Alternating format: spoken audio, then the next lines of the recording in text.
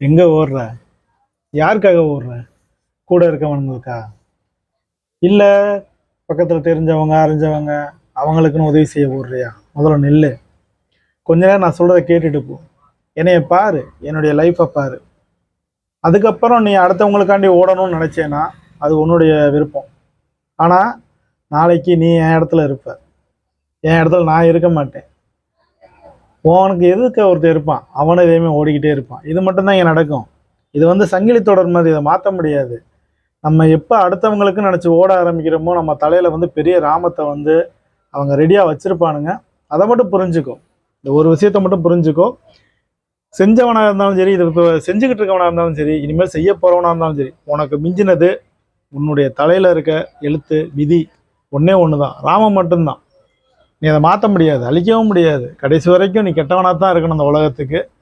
அதனால் கொஞ்சம் யோசித்து ஓடும்போது யாருக்காக ஓடுறோம், இவங்க நம்மளுக்காக நிற்பாங்களான்னு மட்டும் யோசிச்சுக்கிட்டு ஓடு. இல்லையா நீ தனியாக ஓடிக்கிட்டே இருக்க வேண்டியதான் கடைசி வரைக்கும்.